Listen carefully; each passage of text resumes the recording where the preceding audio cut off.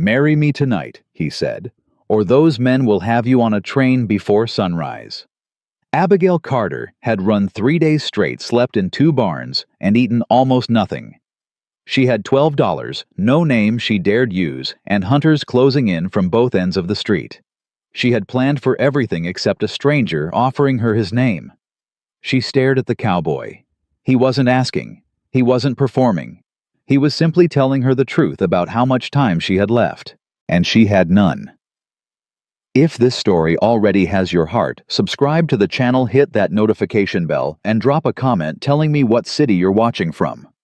I want to see how far this story travels. The bounty hunters were good at their job. Abigail Carter knew that because she had been running for 3 days and they were still behind her.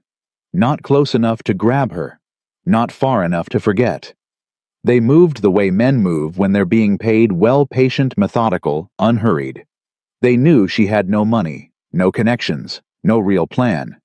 They could afford to take their time because they understood, even if she hadn't fully admitted it to herself yet, that she was running out of road. Dry Creek, Wyoming was the end of the line in almost every sense. She had chosen it because the train stopped there and she could afford the fare. That was the entire calculation. $12.40 in her coat pocket, dust ground into the hem of her dress from 3 days of moving through back roads and freight yards, and a name she had stopped using the moment she crossed the Colorado border. Back in Denver, she had been Miss Abigail Carter, niece of Franklin Carter, who was wealthy enough and connected enough to have arranged her future without bothering to ask her opinion of it. Here she was, no one. That was the plan. The plan was not working. She heard them before she saw them. 2 men standing just outside the train depot on the eastern end of Dry Creek's main street, speaking in the unhurried tones of professionals who had already decided the job was nearly finished. She caught pieces of it. A woman traveling alone, brown hair, slim, probably using a false name, likely short on funds. She stopped walking. Every instinct she had went cold and quiet. "Description matches 3 women who came through on Tuesday's train," one of them said. "She wasn't on Tuesday's train," the other said. "She was on Wednesday's freight car." Abigail turned. She did not run.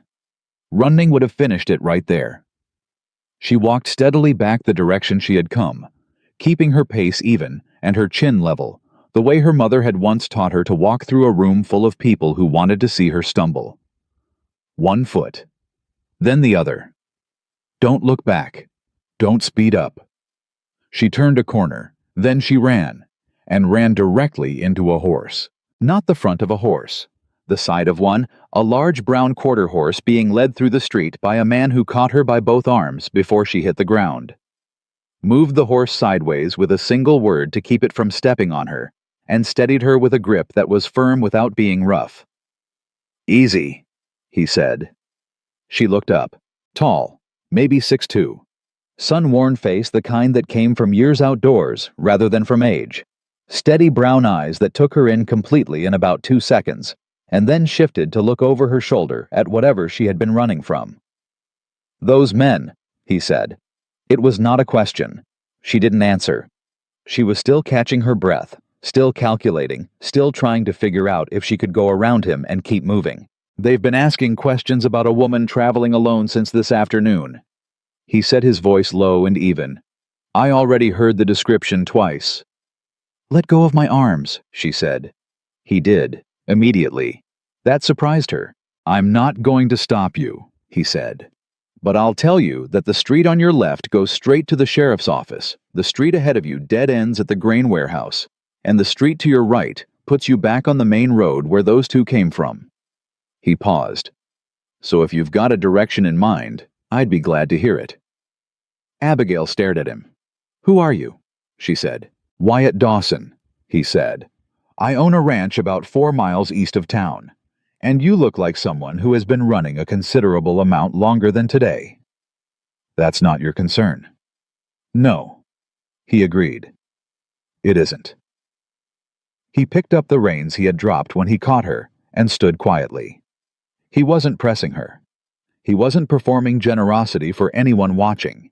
He was simply standing there holding his horse, waiting to see what she decided. From around the corner, she could hear voices. The bounty hunters had picked up her direction. They'll check every building on this street inside of 10 minutes, Wyatt said without urgency. And the sheriff is friendly with the man who hired them. That's worth knowing.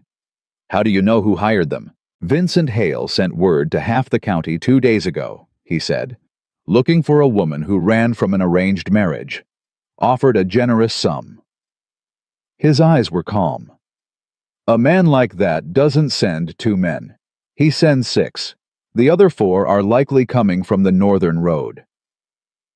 Abigail felt the specific cold that comes not from temperature, but from realizing your situation is worse than you calculated.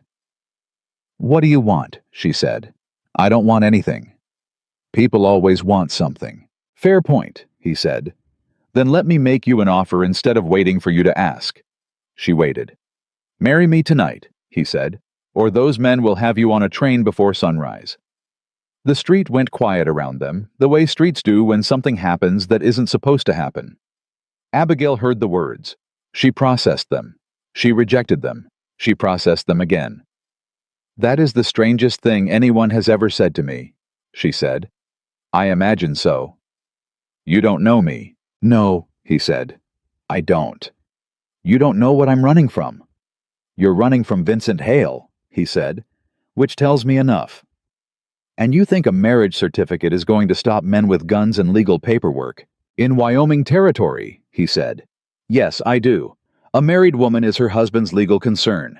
Taking her off his property against her will without a court order signed by a territorial judge is a serious legal matter. Hale has money and connections in Colorado. Not here.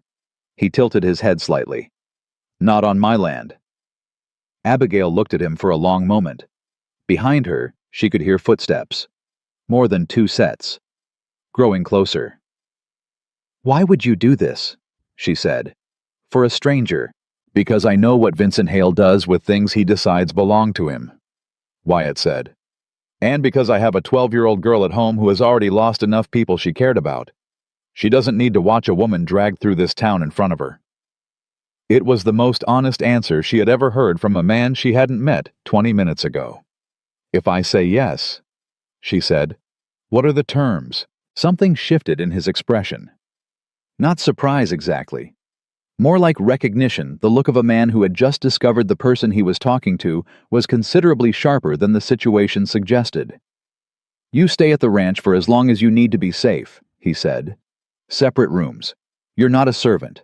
You're not obligated to me in any way that isn't on paper. When the threat passes, you decide what happens next. The decision is always yours. And if I want to leave tomorrow, then I ride you to the station myself. She looked at him one more second, then, where's the preacher? The preacher's name was Harold Finch, and he was 63 years old, and had performed marriages in every condition Wyoming territory had to offer.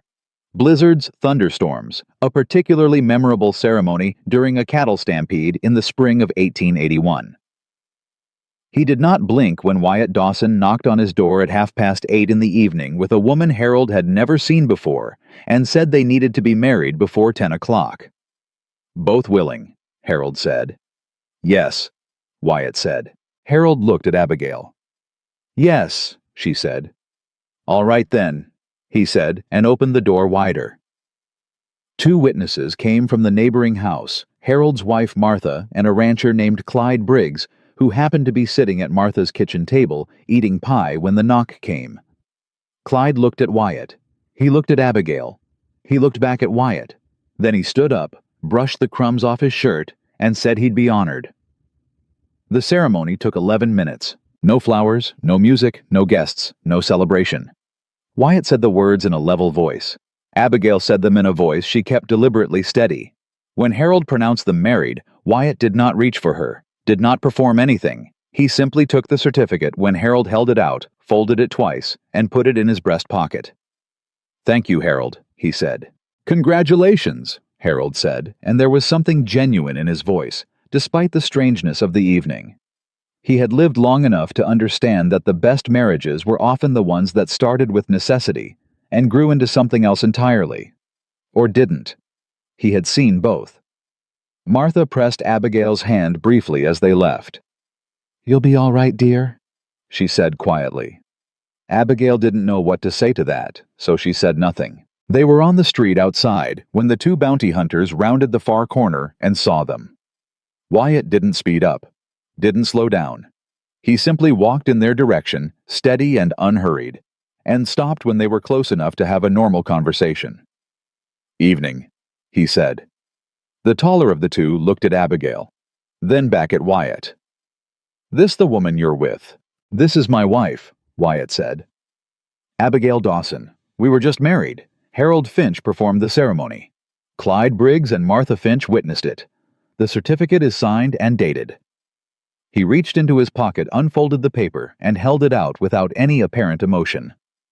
The man looked at it. He wasn't stupid. He could read what it said. His jaw worked. "Vincent Hale is going to want to hear about this," he said. "I expect he will," Wyatt said pleasantly. "You tell him that if he has a legal matter concerning my wife, he can send a lawyer to the territorial courthouse in Cheyenne. I'll be happy to respond through proper channels." He refolded the certificate. "Good evening." He walked past them. Abigail walked beside him, her arm through his, because it seemed like the right thing to do in that moment, and she felt him breathing evenly, unhurried, completely calm. And she thought either this man is genuinely fearless, or he is the best actor she had ever encountered. She wasn't sure yet which of those options was more unsettling. They didn't speak until they were past the edge of town. Then Wyatt said, "You did well back there." "I didn't say anything," she said. "Exactly," he said. She almost laughed. Almost. The ranch house was dark when they arrived, which Wyatt explained meant Emma was already asleep. He spoke about this with a tone that was half relief and half something softer, the careful protectiveness of a man who had reorganized his entire life around a child who had no one else. He showed her the room she would use. It was small, but clean. A bed, a dresser, a window that looked out over the eastern pasture. Someone had put fresh water in the wash basin, Wyatt, she realized, which meant he had thought this through enough to prepare before he came to town tonight. "You planned this," she said. He stopped at the doorway. "I heard about you before you arrived," he said. "Word travels in a small town. I knew the situation. I came to town tonight thinking I might be able to help somehow." He paused. "I didn't plan the proposal. That part was improvised." "You improvised a marriage." "I improvised a solution," he said. "The marriage was the mechanism." She looked at him for a moment. "You're a strange man, Wyatt Dawson." "Probably," he said. "Get some sleep. Emma will have questions in the morning that I'd rather not face alone if it's all the same to you." He pulled the door shut. Abigail stood in the middle of a stranger's room, wearing a stranger's name on a certificate in a stranger's house, and thought about the fact that 24 hours ago she had been sleeping in a barn outside Laramie, certain that her situation could not possibly get more complicated. She sat down on the edge of the bed. She thought about Vincent Hale, about her uncle, about the papers she had overheard discussed in careful voices in rooms she wasn't supposed to be, in the land rights her father had left her, the water reserves attached to the family property, the quiet, methodical way that two men had arranged her future like a business transaction. She thought about Wyatt standing in the street, calm and direct, holding a horse with one hand and offering her a way out with the other. She thought about 11 minutes in a preacher's parlor and a folded certificate in a breast pocket. Then she lay down, pulled the blanket over herself, and for the first time in 3 days, she slept without listening for footsteps outside the door. She woke to the sound of a child arguing. Not crying, not afraid. Arguing the specific confident tone of a child who has a point and intends to make it. "Told you she wasn't going to be here when I woke up," said a voice that was clearly accustomed to being right. "She's here," Wyatt said. "You said that yesterday about the new ranch hand, and he was gone by noon. She's different." "How is she different?" "Because I married her," Wyatt said. A pause. "Stop looking at me like that. I'm not looking at you like anything. You have your mother's face when you're about to say something you know I don't want to hear." Abigail got up. She had slept in her dress, there hadn't been another option, and she did the best she could with her hair in the small mirror on the dresser. Then she opened the door and walked down the short hallway into the kitchen. The child turned around, 12 years old, dark hair. brown eyes that were sharp and direct and contained approximately 40 years of careful observation inside a young face. She looked at Abigail the way a very intelligent person looks at a new variable they're not sure how to calculate yet. "Hello," Abigail said. "Hello," said Emma Dawson. "My uncle married you last night." "He did," Abigail agreed. "Did you want him to—" "Emma," Wyatt said from the stove where he was managing a skillet and looking like a man who had decided that cooking breakfast was a safer activity than whatever conversation was happening behind him. "It's a reasonable question," Emma said without looking away from Abigail. "It's a personal question. Most reasonable questions are." Abigail sat down at the table. She looked at Emma directly because she had learned early that children who ask sharp questions deserve sharp answers. "I agreed to it," she said. "It was my choice." "Why?" "Because some men were looking for me and your uncle thought it would help." Emma considered this. "Are they going to come here?" "Probably," Abigail said, "but not the way you're thinking. They'll come with lawyers, not guns. Your uncle made that very clear to them last night." Emma looked at Wyatt's back, then back at Abigail. Something shifted in her expression, not trust exactly, but the first consideration of it. "Do you know how to cook?" Emma asked. "I do." "Uncle Wyatt burns everything." "I don't burn everything," Wyatt said from the stove, and at that exact moment, something in the skillet made an alarming sound, and he moved it off the heat with remarkable speed. Emma looked at Abigail. Abigail looked at Emma. "I can cook breakfast," Abigail said. Emma pulled out the chair across from her and sat down with the satisfied expression of someone whose assessment had been confirmed. "Good," she said. "We've needed that for a while." And something in the kitchen shifted quietly without announcement from strange to almost ordinary. Almost. The foreman's name was Pete Harlan, and he had worked Dawson Ranch for 11 years, which meant he had seen things come and go and had developed opinions about most of them. He met Abigail in the yard the first morning with his hat in his hands and an expression that was polite on the surface and deeply skeptical underneath. "Ma'am," he said. "Mr. Harlan," she said. "Pete's fine." He looked at Wyatt. "You sure about this?" "Pete," Wyatt said. "I'm asking because we've got Calloway's men pushing on the south fence again. The banknote is 3 weeks from due, and now there's the matter of—" "Pete." "I'm just saying it's a complicated time." "I'm aware of what time it is," Wyatt said. "Abigail is my wife. That's the end of the question." Pete looked at Abigail again. She met his eyes without flinching. He had the look of a man who could be won or lost in a first impression, and knew it. "Can you ride?" he said. "Yes," she said. "Can you ride without complaining about it?" "I just ran 3 days through Wyoming in July," she said. "I think I can manage a horse." Pete looked at her for another second, then he put his hat back on his head. "All right then," he said, and walked away. Wyatt watched him go. "That's about as warm as Pete gets," he said. "He's protecting you," Abigail said. "He doesn't know if I'm a threat." Wyatt looked at her. "Are you—" She thought about that. "Not intentionally," she said. "But I brought trouble with me. That much is honest." "Trouble was already here," he said. "Calloway's been pushing on that south fence for 6 months. The banknote is real. Water rights are a problem." He paused. "You didn't create the situation. You just arrived in the middle of it. That doesn't make it better." "No," he agreed. "But it makes it accurate." He walked toward the barn, and Abigail stood in the yard for a moment, looking at the land around her. The pale hills, the summer grass, the long line of fence that ran east toward a horizon that seemed genuinely endless. She had $12 in her pocket.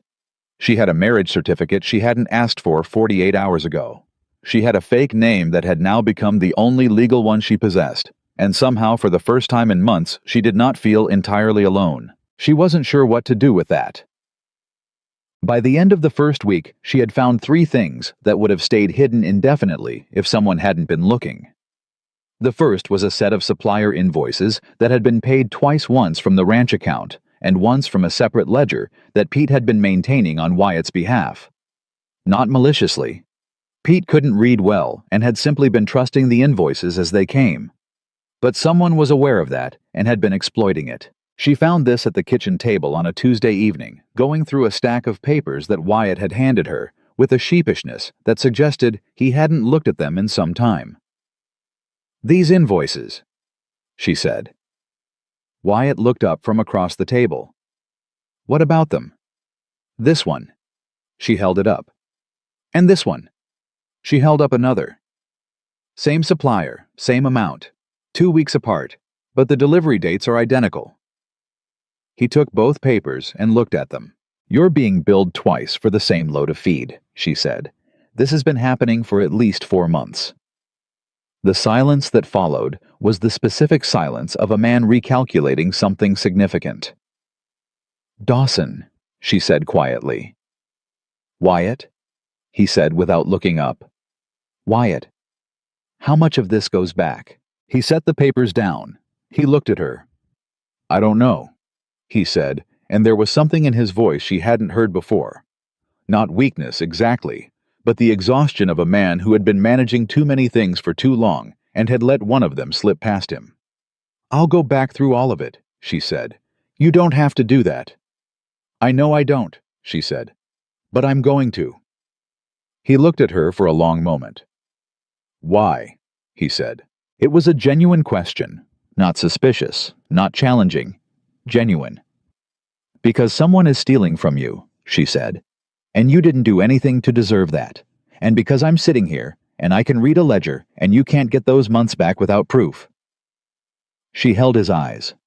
"That's why." He nodded slowly. Then he stood up and went to get more of the papers. That was the first thing.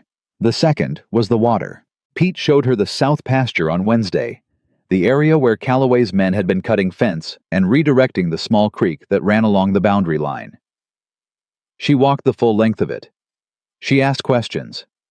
She listened to Pete describe the history in his careful, measured way, and somewhere in the middle of his account, she stopped him. "He's not redirecting the creek for water," she said. Pete stopped. "Ma'am, if he wanted the water, he'd have done this 2 years ago. The creek isn't significant enough to matter that much."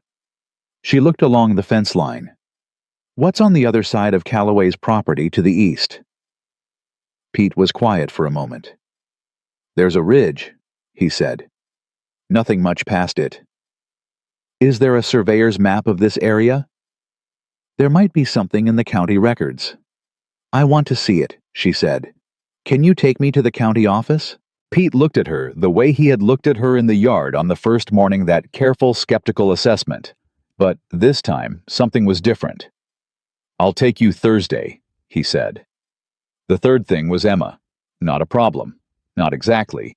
But something that needed attention in a different way than fences and ledgers. She found Emma on Thursday evening, sitting in the barn, with a book held open on her knees and the particular stillness of a child who is reading not because she wants to, but because it's the only thing that makes the noise inside her head quiet. Abigail sat down nearby without saying anything. After a while, Emma said without looking up, "My mother used to read to me." "What did she read?" Abigail said. Emma considered. "Everything," she said. "She didn't care what it was. She just liked the reading." "What are you reading now?" Emma held up the book. Abigail read the title. "I've read that," she said. Emma looked up for the first time. "Did you like it?" "I loved it," she said. "But I thought the ending was wrong." Emma's eyes went sharp with interest. "Why?" "Because she should have chosen differently," Abigail said. "She had more options than she allowed herself." Emma considered this very seriously for a moment. Then she said, "Uncle Wyatt thinks I read too much." "Why does he think that?" "He says it gives me ideas." "Does it?" "Yes," Emma said with great satisfaction. Abigail laughed. It was a real laugh, the first one she'd had in longer than she wanted to calculate, and it came out of her with a kind of relief she hadn't expected. Emma looked at her with something shifting visibly in her expression, something that had been held back and was now considering whether to come forward. "Will you read with me?" Emma said. like she used to. The question sat in the air between them, and Abigail felt something she had not felt since she left Denver. The specific, dangerous warmth of beginning to care about something she hadn't planned on caring about. "Yes," she said. "I will." She meant it as a temporary yes. She didn't know yet that it would become permanent. That night, Wyatt found her still at the kitchen table. The ranch ledgers spread in front of her, a small list of numbers written in her careful hand on a piece of paper beside them. He sat down across from her and looked at the list. "How bad?" he said. "The duplicate billing goes back 8 months," she said. "The total is significant but recoverable. If you file a formal complaint with the supplier and provide documentation, you have grounds to demand repayment or offset future orders." She paused. "But that's not the most important thing." "What is?" "The supplier isn't working alone," she said. "The invoices were submitted by someone who had access to both ledgers. That means someone on this ranch or someone with regular access to it is involved." She held his eyes. "I'm sorry. That's not what you want to hear." Wyatt was quiet for a moment. "No," he said. "It isn't." "I can keep going through the records," she said. "I'll find it eventually. But you should know before I do." He nodded slowly. He looked at the papers. He looked at her. "You found all of this in a week," he said. "I was looking," she said simply. He was quiet for a long moment. The house was settled and dark. Emma long asleep the ranch outside, breathing its slow nighttime breath. "Why did you really run from him?" he said. "Not what I know, what I don't." She looked at him. It was late. She was tired. She was sitting in a kitchen that was not hers, married to a man she had known for 8 days, and he was asking her a question that deserved a real answer. "My father left me land," she said.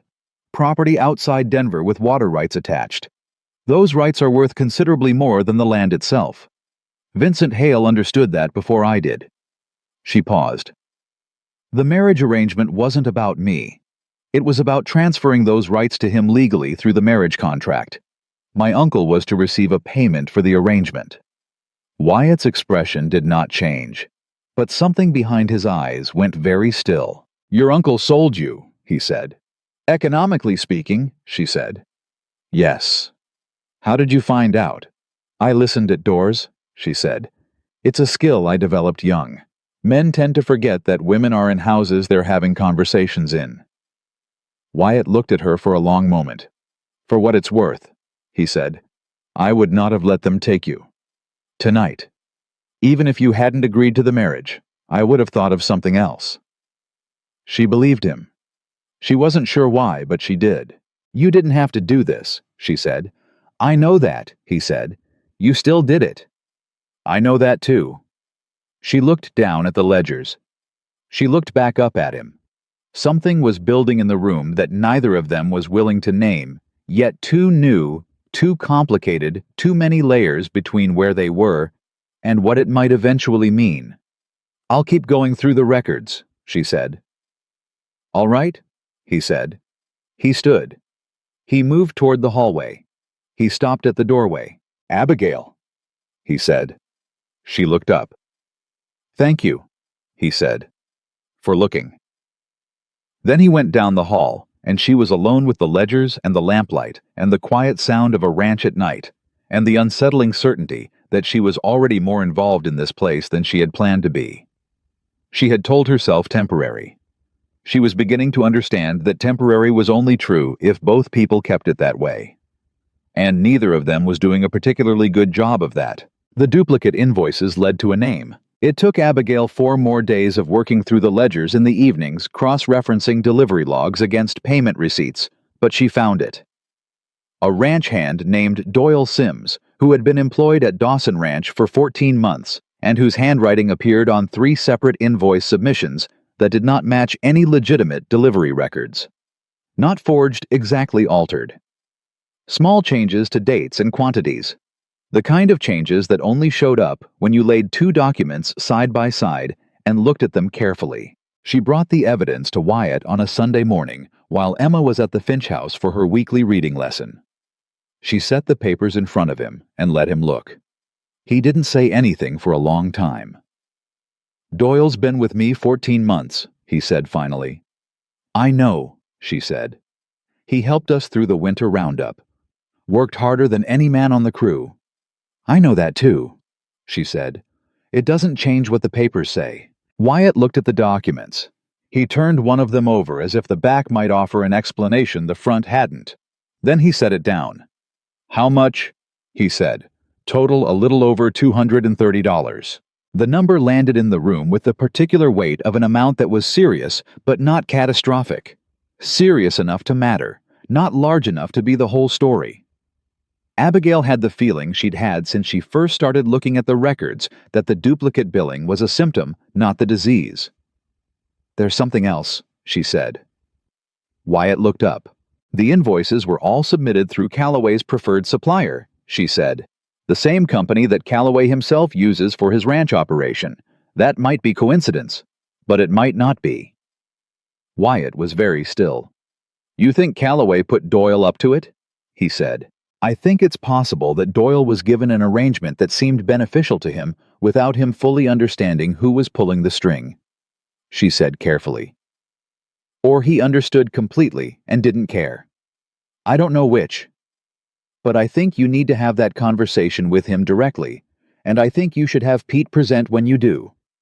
"Why Pete?" "Because Doyle respects Pete," she said. "And because if there's any part of Doyle that regrets this Pete's presence, gives him a way to say so without losing every shred of dignity in the process." Wyatt looked at her. "You've thought about this," he said. "I think about things," she said simply. He nodded. He picked up the papers and straightened them into a careful stack. Then he said without looking up, "What would you do if you were me?" The question caught her off guard. Not because it was complicated, but because he was asking it genuinely, not testing her, not performing consultation. He actually wanted her answer. "I'd talk to him privately first," she said. "Give him the chance to explain. If the explanation holds any water at all, you learn something. If it doesn't, you know exactly what you're dealing with." She paused. "Men who are cornered publicly make enemies. Men who are given one honest chance sometimes make different choices." Wyatt was quiet for a moment. Then he stood up, tucked the papers under his arm, and said, "I'll find Pete." He was halfway to the door when he stopped. "Abigail," he said. She looked up. "You're good at this," he said, not warmly, not effusively, just directly the way he said everything. Then he walked out. She sat at the table for a moment after he left, aware of something shifting quietly inside her chest. Something she didn't have a name for yet, and wasn't sure she wanted one. She went back to the ledgers. The conversation with Doyle happened that afternoon. Abigail wasn't present for it. It wasn't her place to be. But she heard about it from Pete that evening, when he came in for coffee, and stood at the kitchen counter, with his hat in his hands, and his expression carrying the particular weight of a man who had just watched something he didn't enjoy watching. "He admitted it," Pete said. "How much of it?" she asked. "All of it. Said a man came to see him 4 months ago. Offered him money to make small changes to the invoices, said it was just a bookkeeping arrangement, said no one would ever check." Pete paused. "He's young, and he was stupid about it. Doesn't make it right." "No," she agreed. "It doesn't." What did Wyatt decide? Let him go. Gave him his wages through the week and told him to be off the property by morning. Pete looked at his coffee. He also told him he wasn't going to pursue it legally on one condition. What condition? That Doyle writes down the name of the man who came to see him. Abigail set down the pot she was holding. "Did he?" Pete reached into his shirt pocket and put a folded piece of paper on the counter. She picked it up. She unfolded it. The name on the paper was not Calloway. It was a name she recognized from Denver, a name connected to her uncle's business dealings. A name that had appeared in conversations she had listened to through closed doors. A lawyer. A man who moved between Colorado and Wyoming territory with the kind of ease that came from having clients in both places who needed things handled quietly. Her hand was steady when she put the paper down. She was proud of that. "Pete," she said. "Where is Wyatt?" "South pasture, checking the fence line." She folded the paper and put it in her pocket. "Thank you," she said. She found Wyatt at the fence where Calloway's men had been cutting wire. He was crouched down examining the most recent cut, and he stood when he heard her coming. She handed him the paper without preamble. He read it. He looked at her. "You know this name," he said. "He works for my uncle," she said, "and for Vincent Hale. He's the man who draws up the paperwork." She held Wyatt's eyes. "This isn't about the money, Wyatt. The billing was a test. They were checking how carefully you watched your own accounts." He was very still. "They're building a case," she said. "If they can demonstrate financial mismanagement, if they can find evidence of debt and disorganization and questionable record-keeping, they have grounds to challenge the validity of our marriage. They argue you were insolvent when we married, that the marriage was conducted under false pretenses, that I was coerced." She paused. "It's a legal strategy. It's exactly what Vincent Hale would do." "You worked this out from a name on a piece of paper," he said. "I worked it out from 8 months of listening to men like Vincent Hale talk in rooms where they assumed no one intelligent was paying attention," she said. The name just confirmed it. Wyatt looked at the fence, then at the paper, then at her. "We need a lawyer," he said. "We need a specific kind of lawyer," she said. "Not someone local who can be pressured, someone from Cheyenne with territorial connections and no debt to anyone in this county." "I might know someone," he said slowly. "An old friend from before I bought the ranch. He practices out of Cheyenne now. I haven't spoken to him in 2 years." "Write to him tonight," she said. He looked at her for another long moment. "You're not frightened," he said. "I'm terrified," she said. "I'm just better at the next step than I am at standing still." Something moved in his expression, something quick and unguarded that he pulled back almost immediately. But she saw it. She turned and walked back toward the house. Behind her she heard him fold the paper. Then she heard his footsteps, unhurried as always, following her back. The letter to the lawyer in Cheyenne went out Monday morning. Tuesday brought Emma's school examination results, which were exceptional and which Emma presented to Abigail at the kitchen table with the studied casualness of someone who cares very much about a reaction they're pretending not to care about. "Top of the class," Abigail said. "In most subjects," Emma said. "Not arithmetic." "Second in arithmetic is still second." "It's not first," Emma said. Abigail looked at her. "How far behind the first-place student are you?" Emma hesitated. 3 points. "On what scale?" 100. "Emma," she said, "you're 3 points from perfect in the subject you like least. That's not a failure. That's a goal with a very clear path." Emma considered this with the seriousness she applied to most things. "Will you help me with it?" "What does your uncle say when you ask him?" "He says he'll look at it later, and then he looks at it wrong and gets frustrated." Abigail pressed her lips together to keep from smiling. "Yes, I'll help you with it." Emma nodded with the satisfaction of someone who had already known the answer and simply needed the formality of confirmation. Then she said, without transitioning, "Are you going to stay?" The question arrived like a stone dropped into still water. Abigail felt the ripples of it moving outward through everything she had been carefully not thinking about. "I don't know yet," she said honestly. "Why not?" "Because it's complicated." "Because of the men looking for you." "Partly," she said. "And the other part?" Abigail looked at Emma, 12 years old and asking exactly the questions that needed asking. "The other part is that I didn't come here planning to stay," she said. "I came here because I needed to be safe. This was never supposed to be permanent."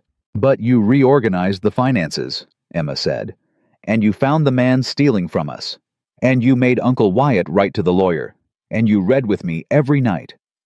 She looked at Abigail steadily. "People who aren't staying don't do all of those things." Abigail had no answer for that. Emma picked up her examination papers and walked out of the kitchen with the particular dignity of a child who has made a point and knows it. Abigail sat alone at the table for a moment. Then she picked up the ledger she'd been working on and kept going. The response from the lawyer in Cheyenne arrived Thursday. His name was Thomas Reeves, And his letter was 3 pages long, precise and alarming in the way that very honest legal assessments tend to be alarming. He had already, at Wyatt's brief description, done some preliminary research into Vincent Hale's business activities in Wyoming Territory. What he found was not simple. Wyatt read the letter at the kitchen table with Pete and Abigail present, which in the 2 weeks since her arrival had become something of an informal arrangement. Decisions happened at the kitchen table with coffee, and everyone who was involved in the matter was present for the discussion.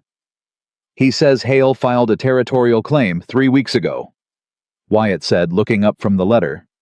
"On water rights in this county." Pete said something under his breath that Abigail chose not to register. "He didn't file it on Calloway's land," Wyatt continued. "He filed it as a prospective claim pending the resolution of an inheritance dispute." He set the letter down. He looked at Abigail. "Your inheritance." She had known this was coming. She had known it the moment she saw the lawyer's name on Doyle's piece of paper. But knowing something is coming and hearing it said plainly in a room where people you've started to care about are listening are two entirely different experiences. "He's claiming that my father's estate is legally contestable," she said. "On what grounds?" "Reeves says the claim argues that your marriage to me was conducted under conditions that void your status as an independent property holder," Wyatt said.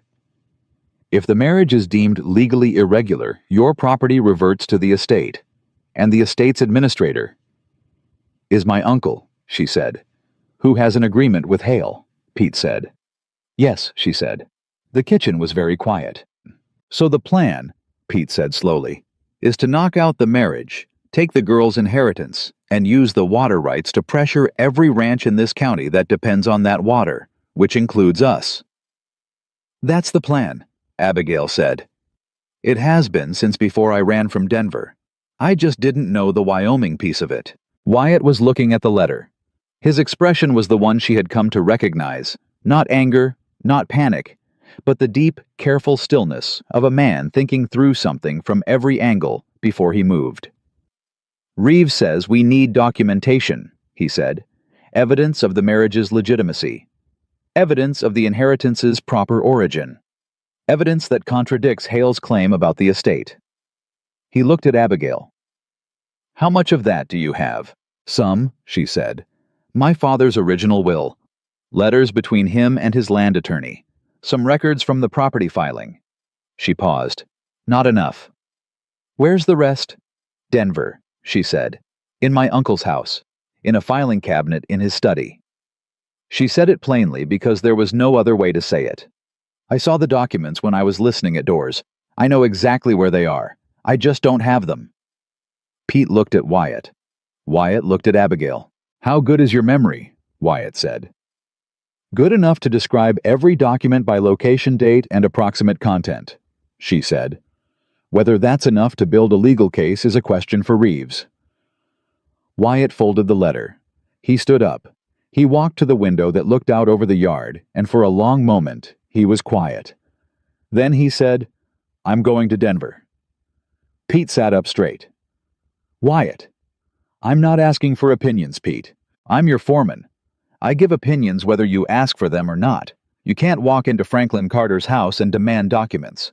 That's not how this works. You'll end up in a jail cell in Colorado, and we'll be in a worse position than we started."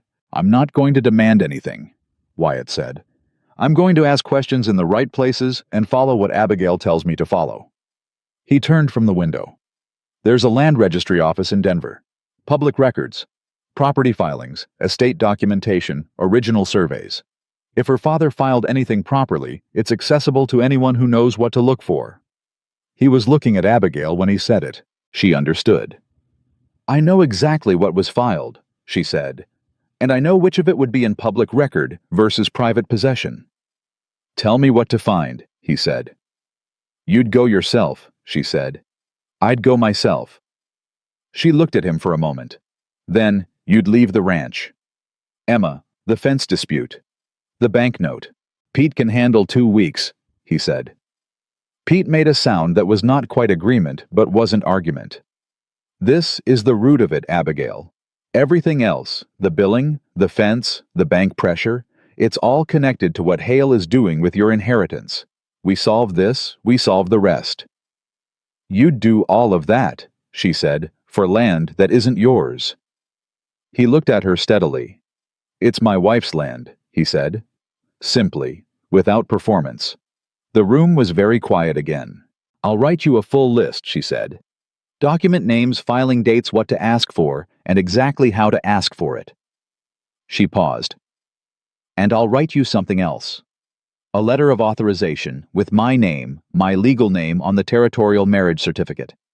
As your wife, I have standing to request access to certain estate documents. That signature might open doors that wouldn't otherwise open." "You've thought this through," he said. "I think about things," she said for the second time in a week. Something in his face shifted quietly the way things shifted around Wyatt Dawson without announcement. He held her eyes for a moment that lasted slightly longer than necessary. Then he looked at Pete. "I'll leave Friday. 2 weeks. You know what to do." Pete put his hat on. "I always know what to do," he said. "I just prefer it when you're here to take the credit." He walked out. That left Wyatt and Abigail alone in the kitchen. She picked up her pen and reached for paper. "Sit down," she said. "This is going to take a while. I need you to understand exactly what you're looking for." He sat down across from her. She began to write, and she began to explain, and he listened the way he did everything completely without interrupting, without performing attention, just present, just there. At some point, Emma appeared in the doorway in her nightgown. Looked at the two of them bent over a table covered in papers. At 9 o'clock in the evening, decided this was acceptable, and went back to bed without comment. They worked until past midnight. When Abigail finally set down her pen, her hand ached, and the list in front of Wyatt was 4 pages long, with notes in the margins. "Will this be enough?" she said. "I'll make it enough," he said. She looked at him. "Wyatt, what if it isn't? What if Hale has already moved faster than we think? What if the claim has already been processed and we're 2 weeks behind?" He met her eyes. "Then we deal with what we find," he said. "We don't lose before the fight happens." She exhaled slowly. "You're very calm for a man who married a stranger 2 weeks ago and is now involved in a territorial legal dispute over land he didn't know existed." "I'm calm because panicking doesn't help," he said, "and because I've dealt with worse." "Has anyone ever told you that you're almost aggressively practical?" "Emma tells me I have no sense of drama," he said. "Emma is right." "She usually is," he said. And there was something in the way he said it, quiet and rueful, and full of a love he didn't know how to perform, but couldn't hide, that made Abigail's chest do something she had strictly instructed it not to do. She gathered the papers into a neat stack. She pushed the 4-page list toward him. She stood up. "Be careful in Denver," she said. "I will." "If you see my uncle." "I won't see your uncle." "If you do." "Abigail," he said. "I will be careful." She looked at him for one more moment. He was watching her with that steady, unhurried attention that she had stopped knowing what to do with about 5 days ago. "Good night," she said. "Good night," he said. She walked down the hall. She closed her door. She stood in the dark for a long time, thinking about the fact that she had come to Dry Creek with $12 and no future, and was now standing in a room that felt more like home than anywhere she had lived in. 3 years fighting for a ranch that was not hers, with a man she had known for 2 weeks, and a child she had not planned to love. Temporary, she had told herself. She pressed her palms flat against the door. Temporary was already gone. Wyatt was gone 4 days when the first lawyer arrived. Abigail was at the kitchen table working through the remaining ledger entries when she heard Pete's voice in the yard, not raised, but carrying the particular flatness he used when he was restraining something stronger. She set down her pen and walked to the door. 2 men on horseback, both in town clothes, the kind that announced money without announcing work. The one doing the talking had a leather case across his saddle and the smooth, unhurried manner of a man who had delivered bad news professionally for many years and found it agreeable work. "I'm looking for Abigail Carter," he said. "There's no one here by that name," Pete said. "Abigail Dawson, then. Recently married." "Mr. Dawson isn't home." "I'm not here to see Mr. Dawson." Abigail stepped out onto the porch. "I'm Abigail Dawson," she said. "What do you want?" The lawyer looked at her with the careful assessment of a man cataloging everything he saw for later use. "My name is Gerald Marsh," he said. "I represent the estate interests of Franklin Carter of Denver, Colorado, and certain business associates of his. I have documents I'm required to deliver to you personally." "Then deliver them," she said. He reached into the leather case and produced an envelope. Pete took it from him before he could move toward the porch, which Marsh accepted with the practiced neutrality of a man who expected resistance. "You'll find inside a formal notice of estate contestation," Marsh said, "filed 3 days ago in the Wyoming Territorial Court in Cheyenne. The notice challenges the validity of certain property arrangements made by your late father, Thomas Carter, on the grounds that documentation supporting those arrangements cannot be verified." He paused. "There is also a personal communication from your uncle Franklin Carter." "I'll read it," she said. "Is there anything else?" "I'm instructed to inform you that Mr. Carter is prepared to resolve this matter privately, without further legal proceedings, if you are willing to discuss the terms of your father's estate directly with him. Tell Mr. Carter that any communication he wishes to have with me should be directed through Thomas Reeves of Cheyenne," she said. "Mr. Reeves is our attorney." Marsh didn't blink. "Mr. Carter anticipated that response," he said. "He asked me to tell you that the private resolution he's offering would be considerably more favorable to your situation than what a territorial court is likely to produce. Given, and these are his words, not mine, given the irregular circumstances of your current marriage." The words landed exactly where they were intended to land. Abigail kept her face entirely still. "Good day, Mr. Marsh," she said. He looked at her for one more moment. Then he turned his horse, and both men rode back toward town. Pete waited until they were out of hearing range. Then he said, "How worried should I be?" "Moderately," she said. "They filed faster than we expected. Wyatt needs to know." She turned back toward the house. "I need to send a telegram." The telegram went to the hotel in Denver, where Wyatt had said he would be staying. She wrote it carefully, keeping the language neutral, in case other eyes read it, which she assumed they would. She told him the filing had happened, that the estate challenge was moving through Cheyenne, and that Reeves needed to be contacted immediately. She signed it with her name, and then after a moment's hesitation, added 2 words she hadn't planned: "Come home." She stared at those 2 words for a moment. She didn't take them out. The response came the following evening. Wyatt's telegrams were always brief and always said exactly what needed saying and nothing else. This one read, "Found what we needed. Reeves contacted. Home in 4 days. Hold." She read it twice. She folded it. She put it in her pocket. Hold. She could do that. What she had not accounted for was Vincent Hale arriving in person. He came on a Thursday, 6 days after Wyatt had left with 3 men, and a confidence that Abigail recognized immediately as the specific arrogance of someone who has decided the outcome before the conversation begins. He was younger than she had imagined, from the way her uncle discussed him, early 40s. Well-dressed with a pleasant face that concealed nothing about the unpleasant mind behind it once you knew what you were looking at. He came to the front of the ranch house and he asked for her by name, and when she came to the door he smiled as if they were old acquaintances, resuming a delayed conversation. "Miss Carter," he said. "Mrs. Dawson," she said. "Of course." The smile didn't change. "I wonder if we might speak privately." "We're speaking now," she said. "Pete stays."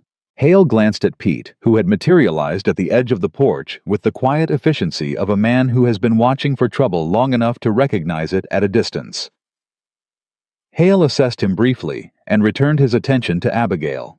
"I want you to understand something," Hale said, his tone shifting to something he probably thought sounded reasonable. "I have no interest in causing you difficulty. This situation has become unnecessarily complicated because you made a decision, an understandable decision given your circumstances, that has created legal tangles for everyone involved." "The legal tangle," she said, "is your estate contestation filed in Cheyenne 3 days ago. A formality," he said, "easily withdrawn, if we can reach an understanding." "What kind of understanding?" "Your father's water rights," he said. "That's all this has ever been about, Abigail. I'll be direct with you because I think you prefer direct." He paused, apparently waiting for acknowledgement. She gave him nothing. He continued. Those rights properly transferred benefit both the Carter estate and several ongoing development interests in this territory. Your father's will complicates the transfer. Your marriage complicates it further, but complications can be resolved. You want me to sign over my father's water rights? She said. In exchange for a very fair settlement, he said. Financial security. No further legal proceedings. A clean break from a situation that could otherwise become very unpleasant for you and for everyone connected to your current arrangement. He said arrangement the way people say a word they've deliberately chosen because it's accurate and insulting at the same time. And if I decline, she said, then the territorial court proceedings move forward, he said, and the pleasantness in his voice finally showed its actual temperature, cool and completely indifferent. The estate contestation challenges the documentation of your father's original property filing. If successful, and I have reason to believe it will be, the water rights revert to the estate. Your uncle, as estate administrator, has already agreed to a transfer arrangement with my business partners. He held her eyes. Additionally, our legal team will be challenging the validity of your current marriage on grounds of procedural irregularity and potential coercion. If that challenge succeeds, you lose the legal protections that marriage provides. Pete made a sound beside her. She put one hand out slightly, not touching him, just a gesture, and he went quiet. You've planned this thoroughly, she said. I plan everything thoroughly, Hale said. It's why I'm successful. Then I'll give you an equally thorough response, she said. No, I won't sign anything. I won't negotiate the terms of my father's estate with a man who has spent the past year manipulating county officials, bribing suppliers, and filing fraudulent legal claims in 2 territories. She kept her voice level and clear. Whatever you've filed in Cheyenne, our attorney will respond. Whatever claims you intend to make about this marriage will answer them. And if you come onto this property again without an invitation, I will send for the territorial marshal and I will file a complaint of harassment that will be a matter of public record in this county. Hale looked at her. The pleasant expression was entirely gone now. What was underneath it was not angry, exactly, more calculating, resizing her, adjusting his estimate. You're making this harder than it needs to be, he said. Yes, she said. I am. That's intentional. Good day, Mr. Hale. She went back inside. She closed the door. She stood with her back against it and her hands pressed flat against the wood, and breathed carefully until she heard horses moving away from the yard. Then she heard Pete's boots on the porch steps and his knock on the door. She opened it. He looked at her. You all right? No, she said honestly. But I'm functional. Can you get a message to Reeves in Cheyenne today? I can ride to the telegraph office inside an hour. Good. I need to tell him about this visit. Everything Hale said. She paused. And Pete, send another telegram to Wyatt. Tell him to come home faster. Pete looked at her for a moment. He won't like that Hale came here while he was gone. I know. He'll want to. I know, she said again. Just send the telegram. Pete put his hat on. You handled that well, he said. Most people, man or woman, would have cracked under that kind of pressure. He expected me to, she said. That was the point of coming himself. He wanted to see how I'd hold. Pete nodded slowly. And now he knows, she said, which is both good and not good. She went back to the table. She picked up her pen. Her hand was not entirely steady, but it was close enough. She wrote everything down, every word of Hale's conversation, every implied threat, every specific legal claim he had mentioned. She wrote it in the precise, factual language she had learned from listening to lawyers talk, in rooms where she wasn't supposed to be, and she wrote it without embellishment, because embellishment was not useful and she needed every word she had for things that were. Emma came home from school that afternoon and read the room the way she always did, completely and immediately, and said nothing about what she saw in Abigail's face. Instead, she sat down at the table, took out her arithmetic, and said, "Show me the part about fractions again." Abigail looked at her. "You said fractions were logical," Emma said. "Logical things calm you down. You told me that." Abigail stared at her for a moment. Then she reached for the arithmetic book. "Put this problem in front of me," she said. Emma did. And for 40 minutes they worked fractions side by side, while the ranch went about its evening business outside, and the 4 pages of notes about Vincent Hale sat at the corner of the table, waiting, and somehow that was exactly the right thing. Wyatt arrived home on a Sunday evening, 2 days earlier than his telegram had suggested. Abigail was on the porch when she heard the horse, and she stood when she saw him coming up the road, and she was aware in the quiet, honest way she had started noticing things about herself that the loosening in her chest when she recognized him was not simply relief about legal documents. He dismounted and gave the reins to Pete, who had appeared from the barn with the silent efficiency he applied to most things. Wyatt walked toward the porch. He looked at her steadily. "Hale was here," he said. Not a question. "Pete told you." "Pete told me enough." He stopped at the bottom of the porch steps. "Are you all right?" "Yes," she said. "Did you find what we needed?" "Yes," he said. "Let me wash off the road and I'll tell you all of it." "Wyatt?" He stopped. "I'm glad you're back," she said, simply without decoration. He held her eyes for a moment. Then he said, "I know," and went inside. She stood on the porch for a moment. It was not a romantic declaration.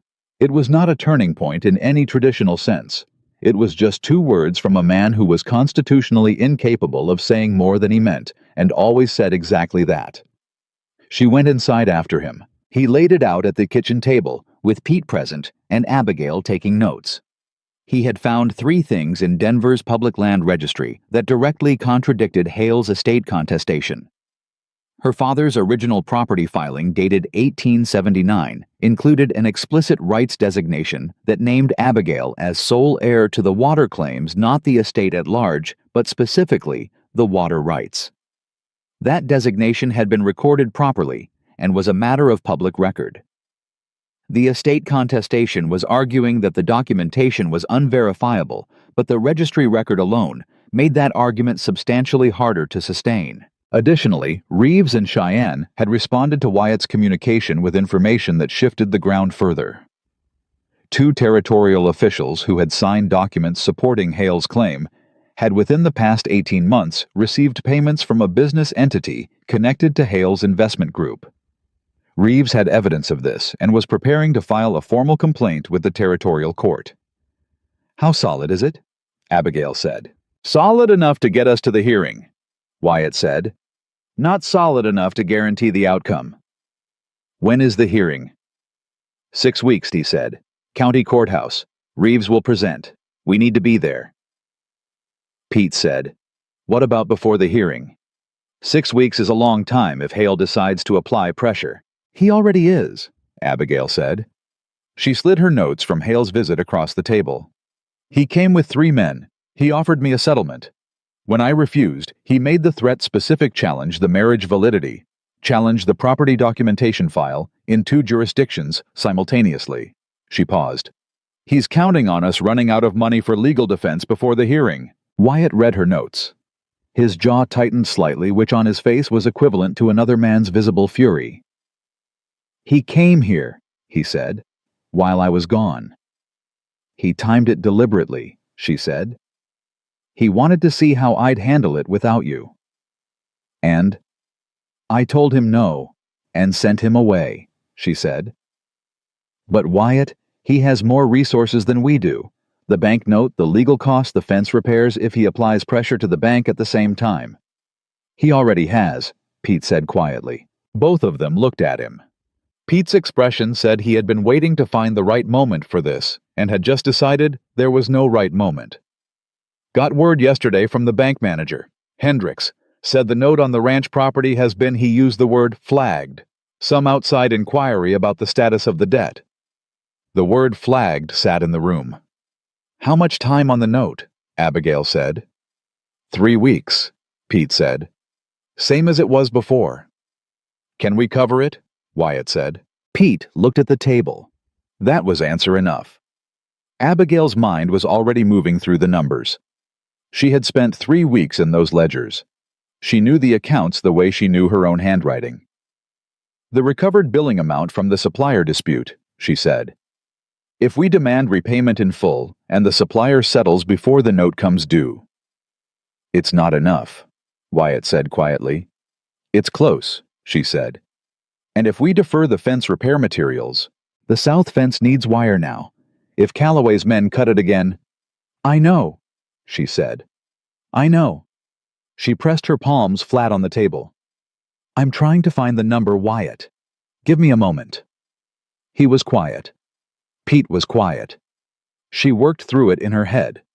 Amounts, dates, what could be moved and what couldn't. Then she said, the property. Wyatt looked up. My father's property in Denver, she said. Not the water rights, the land itself, the house and grounds. Even with the estate contestation, the land itself is not in dispute. The contestation is specifically about the water rights designation.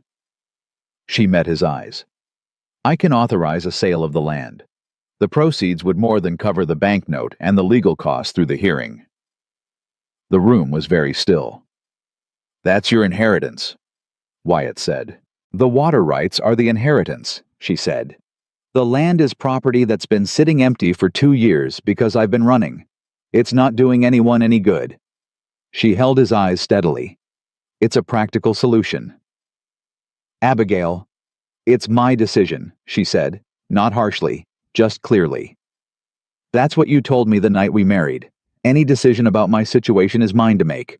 He held her gaze for a long moment. Yes, he said. I did say that. Then this is my decision, she said. We use the land to cover the note and the legal costs. We go to that hearing in 6 weeks with Reeves, and we put every document we have in front of that judge. She paused. And we win. Pete looked at Wyatt. Wyatt looked at Abigail. All right, Wyatt said. I'll write to Reeves tonight, she said. He'll need to handle the sale authorization. She pulled a fresh piece of paper toward her. She began to write. Pete stood and took his coffee and walked to the door. He stopped there. For what it's worth, he said to neither of them specifically. I've worked this ranch for 11 years. I've watched it get pushed and tested and squeezed from every direction. He paused. It's never had someone fight for it quite like this before. He put on his hat. Good night. He walked out. The kitchen was quiet. Wyatt sat across from her while she wrote, not speaking, not moving. He had the quality she had noticed in those first days, the capacity to be completely present in a room without demanding anything from it. She had thought it was detachment at first. She understood now it was the opposite. She was halfway through the letter when he said quietly, "Why are you doing this?" She kept writing, "Because it's the right thing to do." That's not the whole answer. She stopped. She set down her pen. She looked at him across the table, the lamp between them, the papers spread around them, the ranch settling into its nighttime sounds outside. Because Emma asked me if I was staying, she said. And I didn't know how to tell her that the answer had already changed without me deciding it. She paused. And because you went to Denver and brought back what we needed without being asked. And because you've never once treated me like a problem to be managed. She held his eyes. And because this place is worth fighting for. You're worth fighting for. I think you know that. Wyatt was very still. Abigail, he said. Don't, she said quietly. Not tonight. It's too complicated tonight, and there's too much still to do. She picked up her pen. Let me finish the letter. He was quiet for a moment. Then, all right, she wrote. He stayed. Outside, the wind moved across the Wyoming hills, the way it always did, without asking permission from anyone, going exactly where it intended, carrying with it the particular smell of summer on the edge of turning toward fall. 6 weeks to the hearing. Hale would not wait quietly through those 6 weeks. She already knew that. The bank pressure was the first move. The next one would be worse. Men like Hale did not make a single threat and then stand still.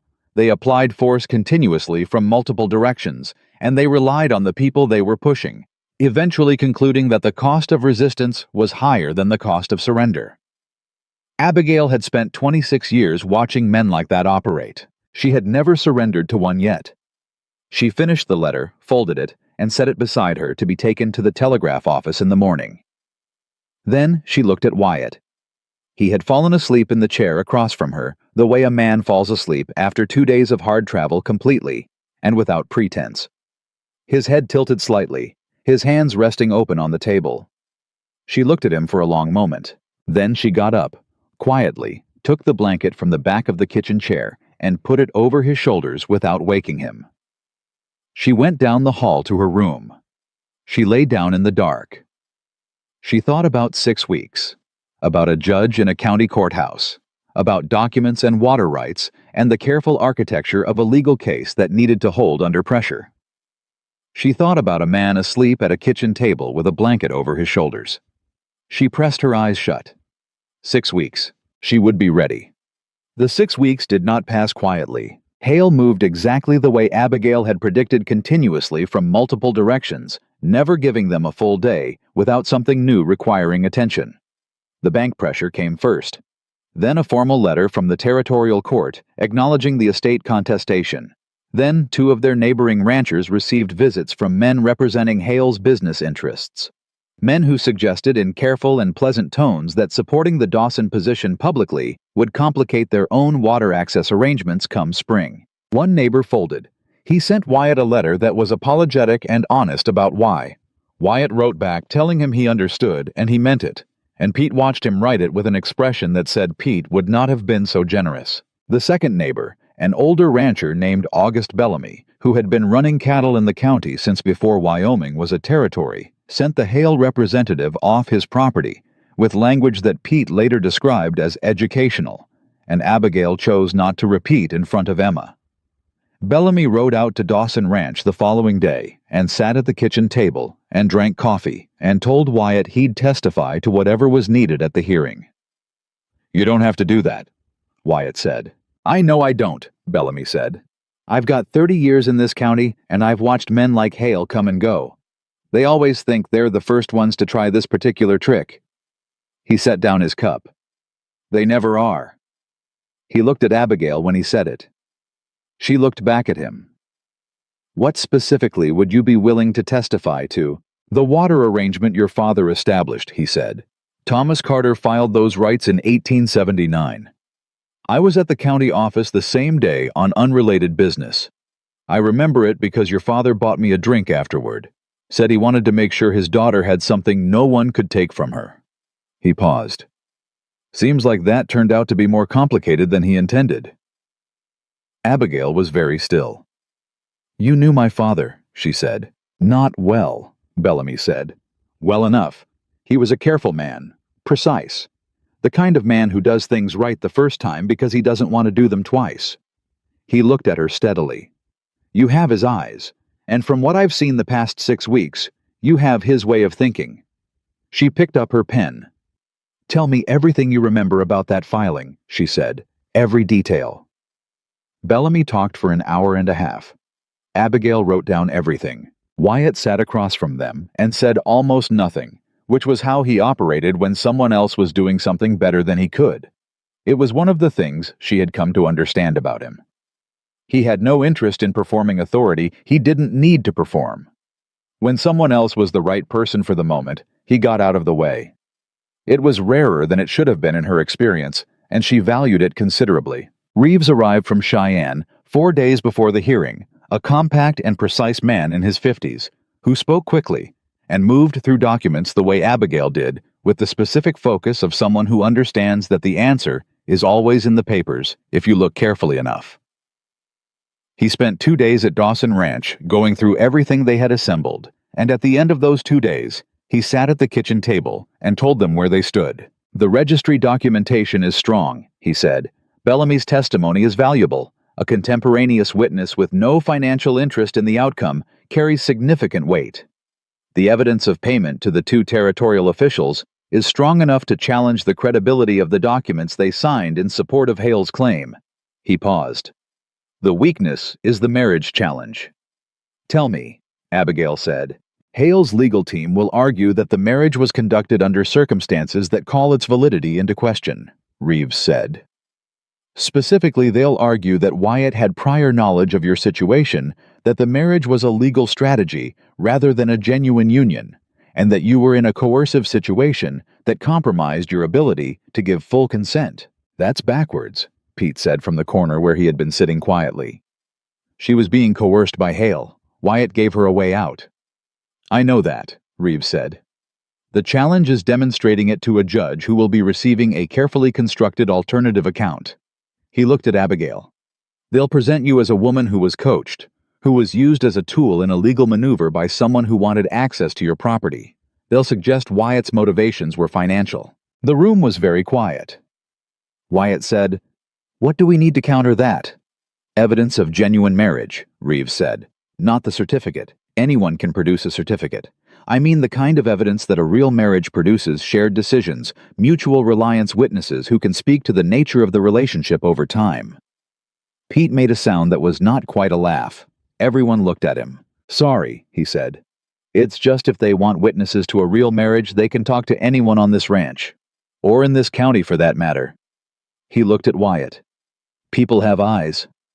Wyatt looked at the table. Abigail looked at Wyatt. Reeves looked at both of them with the calibrated neutrality of a man who had learned not to involve himself in the personal dimensions of professional situations. "I'll need to speak with several people before the hearing," he said. "Pete, Bellamy, the Finch family." He glanced at Abigail. "And I'll need to prepare you for cross-examination. They will try to rattle you on the stand." "They won't succeed," she said. "I believe you," he said. "But we should practice anyway." They practiced for 2 days. Reeves played the opposing counsel, precise, skeptical, occasionally aggressive in the way that courtroom questioning becomes aggressive when the questioner is trying to find a crack in a foundation. He pushed her on the timeline of the marriage, on her state of mind, on every decision she had made since arriving in Dry Creek. He pushed on the financial decisions she'd made for the ranch, trying to frame them as calculated moves toward property acquisition. He pushed on Emma gently but deliberately, suggesting that her relationship with the child was performed for the benefit of appearances. That last one was the only moment she felt something close to actual anger. She kept it out of her voice. "My relationship with Emma Dawson," she said in the same measured tone she had used for 2 hours of examination, "is not relevant to the question of property rights. But since you've raised it, Emma lost her mother 18 months ago. She was living with a man who loves her completely and had no idea how to help her grieve. What happened between us happened because she needed someone, and I was there. If you'd like to ask her about it directly, I would welcome that." Reeves sat back. "Good," he said. "That's the right answer. Don't expand on it. Don't defend it. State it plainly and stop." "I know," she said. "I've been doing that for 2 hours." "You have," he said. "You're going to be fine on that stand." Wyatt, who had been sitting to the side watching the preparation sessions, said nothing. But after Reeves went to the guest room that evening, Wyatt sat down at the table and looked at her and said, "He pushed you hard on Emma." "Yes," she said. "You held." "Yes." "How?" She thought about it honestly. "Because everything I said was true," she said. "When everything you say is true, there's nothing to hold against. You just say it again." She paused. "The only thing that rattles you in a cross-examination is a lie you're protecting." Wyatt was quiet. "I don't have any of those," she said. "So I'm all right." He nodded slowly. He started to stand. "Wyatt," she said. He stopped. "Whatever happens at the hearing," she said, "I want you to know that none of this, none of what I've done here, none of what we've built together was a calculation. Not for me." She held his eyes. "You should know that before we walk into that courtroom." He looked at her for a long moment, long enough that she could see him deciding something, some interior conversation reaching a conclusion. "I know that," he said quietly. "I've known it for a while." He walked down the hall. She sat alone. She put her hands in her lap and breathed carefully.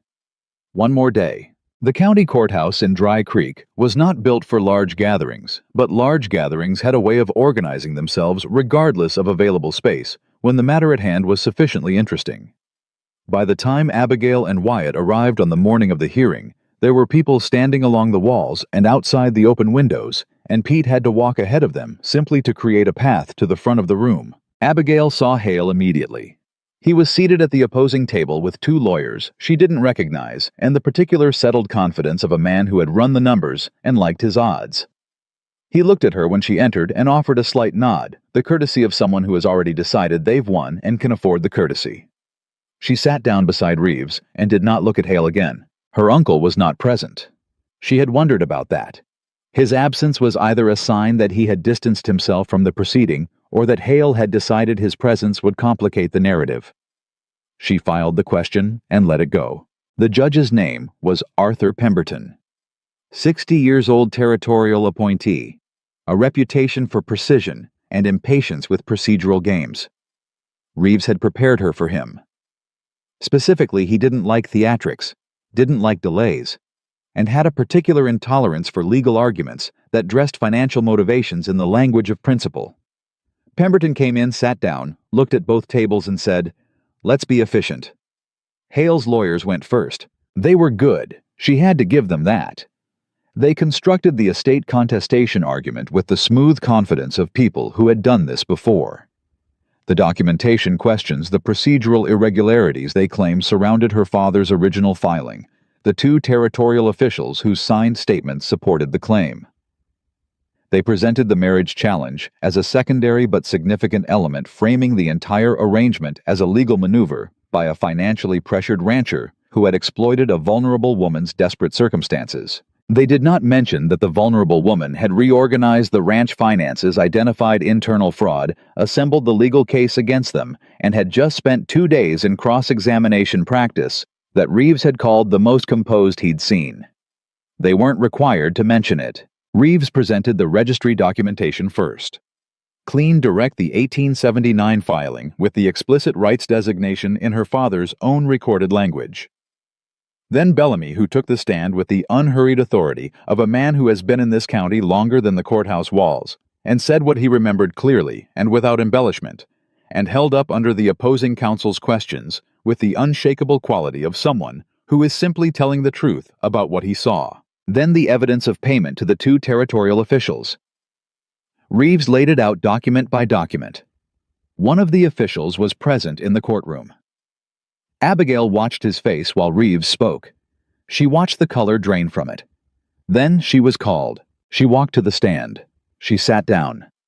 She found Wyatt in the gallery. He was seated beside Pete and August Bellamy, and he was looking at her with that steady, unhurried attention, and she held his eyes for exactly 1 second. Just long enough. Reeves examined her first. She answered every question clearly and completely and briefly. She described her father's estate, the water rights, her knowledge of the property filing her uncle's arrangement with Hale, and the sequence of events from Denver to Dry Creek, to the morning she stood on a preacher's porch, saying 11 minutes of words she had not planned to say. Then opposing counsel stood up. He was thorough. She had expected that. He went through the timeline of the marriage, the speed of it, the circumstances, the financial decisions she had subsequently made at Dawson Ranch.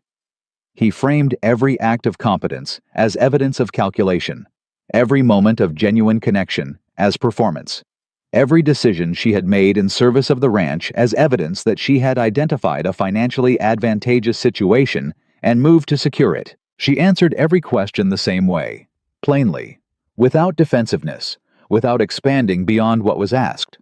Then he said, "Mrs. Dawson or Miss Carter, depending on how this proceeding concludes, isn't it true that your primary motivation in agreeing to this marriage was the legal protection it offered you from Mr. Hale's legitimate business interests in your father's estate?" "No," she said. "You're saying you had no interest in the legal protection the marriage provided." "I'm saying that wasn't my primary motivation," she said. "Then what was?" She looked at him directly. "I was frightened," she said. "I had been running for 3 days. A man I had never met looked at my situation clearly and offered me an honest solution, and I accepted it because it was the right decision, and because," she paused for exactly 1 beat, "because I recognized something in him that I trusted. That's not calculation. That's a person making the best decision available to them in a difficult moment. And the ranch decisions, the financial reorganization, the legal strategy you appear to have largely architected. I was raised by a careful man who believed women should be educated," she said. "I use the skills I have in service of people I care about. That's what people do." "You care about the Dawson Ranch." "I care about the Dawsons," she said. "The ranch is where they live." A sound moved through the courtroom. Opposing counsel paused. She watched him recalibrate. "You've been at this ranch for less than 2 months," he said. "You'd have the court believe that in less than 2 months." "I'd have the court believe what is true," she said. "How long it takes is not the question.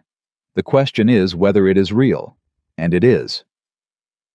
He looked at her for a moment. Then he sat down. Reeves called one more witness. Emma Dawson. Hale's legal table stirred.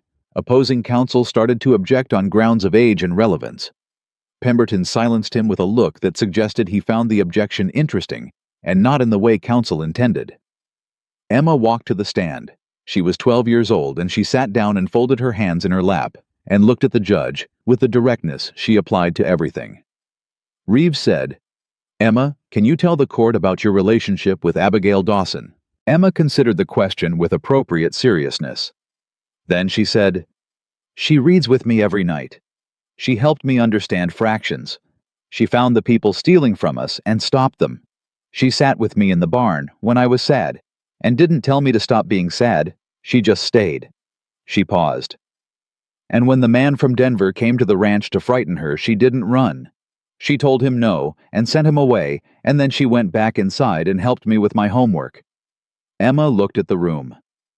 "That's not a woman who is pretending to be somewhere. That's a woman who is there." The courtroom was very quiet. Pemberton looked at Emma for a long moment. Then he made a note. Hale's counsel rose for cross-examination. Pemberton watched him stand. "I'll remind counsel," Pemberton said, "that this is a 12-year-old child. Adjust your approach accordingly." His tone made the word accordingly do considerable work. Counsel sat back down. Pemberton called a brief recess.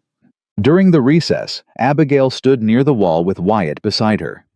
She was aware of people looking at them, the particular awareness of being watched that she had grown up with and had never been comfortable with. Wyatt stood close enough that their shoulders nearly touched. He didn't say anything. He didn't need to. Bellamy came over and pressed her hand briefly. "Good," he said. "Just the one word." Pete stood nearby, looking at no one in particular, with the expression of a man who had decided some time ago how this was going to go and was simply waiting for the room to catch up. When Pemberton came back, the closing arguments were brief. Reeves laid out the case with surgical precision, the documented evidence, the witness testimony, the contradictions in the opposing claim. The evidence of official misconduct that undermined the credibility of the documents Hale had relied upon. Hale's counsel responded with the slightly deflated energy of an argument that knows it is lost, but is required to finish anyway. Pemberton listened to all of it without visible reaction. Then he picked up his pen and said, "I've heard sufficient argument. This is not a complicated case dressed in complicated clothing. It is a straightforward case dressed in complicated clothing." He looked at both tables. The 1879 registry filing is clear documented and corroborated by contemporaneous witness testimony. The contestation relies on documentation produced by officials whose impartiality is now substantially in question. The challenge to the marriage validity relies on a characterization of events that is contradicted by the testimony of multiple witnesses and by the record of the marriage itself. He set down his pen. The estate contestation is denied. The water rights designation as filed by Thomas Carter in 1879 stands and is confirmed. The marriage of Wyatt Dawson and Abigail Carter Dawson is recognized as valid and legally binding. He looked at Hale's table. Counsel is advised that the court will be forwarding the evidence of official misconduct to the appropriate territorial authority for review. He stood. Everyone stood. And it was over. Not loudly. Not with the dramatic finality of a story that ends on schedule. It was over the way real things end, with paperwork and a judge's signature and the specific silence that follows when something that has been fought over is finally settled. Abigail stood at the table and did not move for a moment. She heard the room moving around her. Bellamy saying something to Pete Reeves, gathering papers with his efficient hands, the low sound of voices processing what had just happened. Then she heard Hale.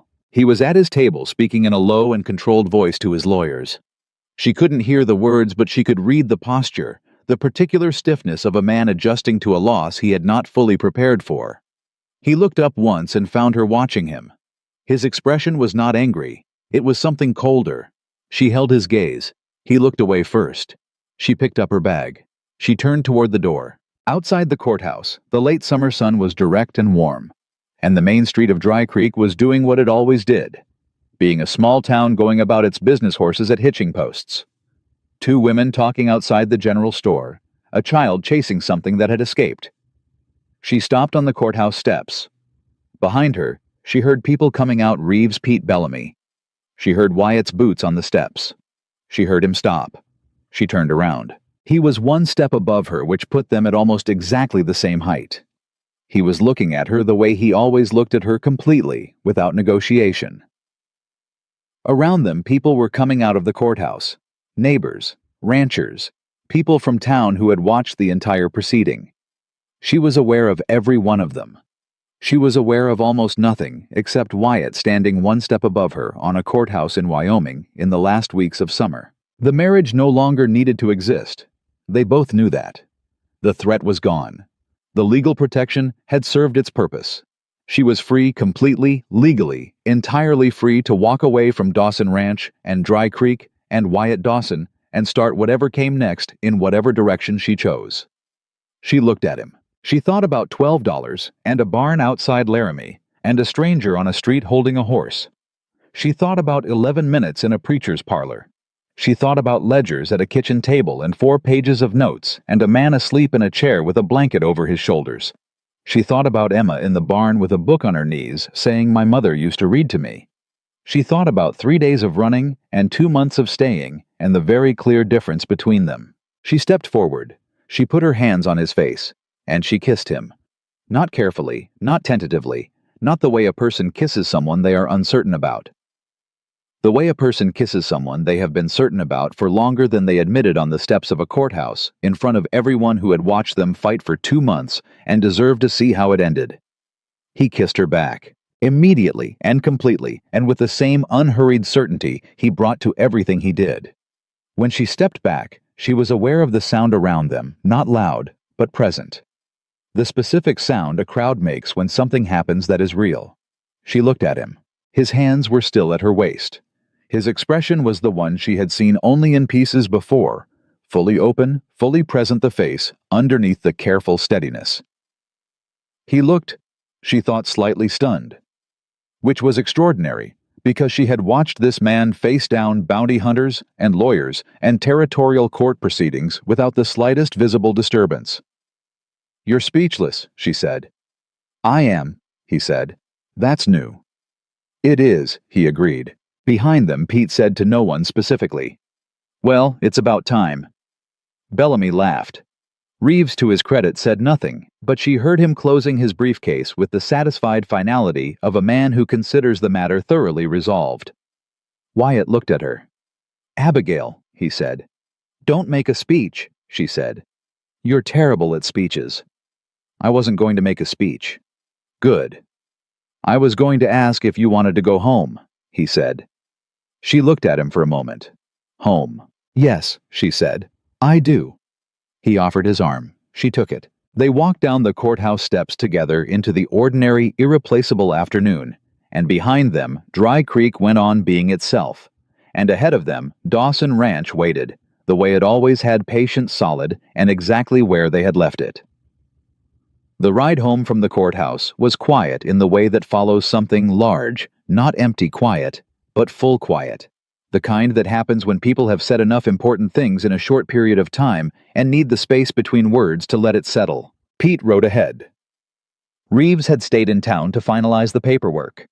Bellamy had shaken Wyatt's hand outside the courthouse with both of his own and said nothing more, which was exactly right. Abigail rode beside Wyatt and watched the road, and felt the particular strangeness of a day that had changed everything, and was still the same day, same sun, same dust, same Wyoming hills, doing what they always did, regardless of what happened underneath them. "Emma doesn't know yet," she said. "Pete will tell her before we get there," Wyatt said. "She'll have questions. She always has questions." She looked at him. He was watching the road with the calm, focused expression he wore when he was thinking about more than one thing at once. She had learned to read the difference between his silences, the thinking ones, the content ones, the ones where something was bothering him that he hadn't figured out how to say yet. This one was the thinking kind. "Say it," she said. He glanced at her. "What? Whatever you're working through, say it." He was quiet for another moment. Then, "The water rights are yours now. Legally confirmed. No challenge pending." He kept his eyes on the road. "The Denver property sold. That money belongs to you. The ranch note is cleared." He paused. "You have resources now that you didn't have 3 months ago. You have options." She understood what he was doing. Not pulling away, Wyatt didn't do things indirectly. He was giving her the inventory of her freedom, making sure she knew the calculation clearly before anything else was said or decided. It was, she thought, possibly the most decent thing anyone had ever done for her. "Wyatt," she said, "I'm not trying to. I kissed you on the courthouse steps in front of the entire county," she said. "I'm aware of what I was communicating." He looked at her then. Something in his face that was almost the beginning of a smile. "I just want to be sure you know you have a choice," he said. "I know I have a choice," she said. "I've always had a choice. The choices I've made in the past 3 months are the point." She held his eyes. "Are we going to keep discussing this, or are we going home?" "Home," he said. "Good," she said. They rode the last mile in that full quiet, and it was the most comfortable mile she had traveled in longer than she could remember. Emma was on the porch when they arrived. Pete was beside her with the slightly relieved expression of a man who has successfully delivered news to a 12-year-old without incident. Emma looked at them coming up the road, and then she looked at Wyatt, and then she looked at Abigail. And then she said to Pete specifically, "I told you." "You told me." Pete agreed. "I said it would work out." "You did say that." "I said it 3 weeks ago." "Emma," Wyatt said, dismounting. "I'm just noting that I was right," Emma said. "For the record." "Noted," he said.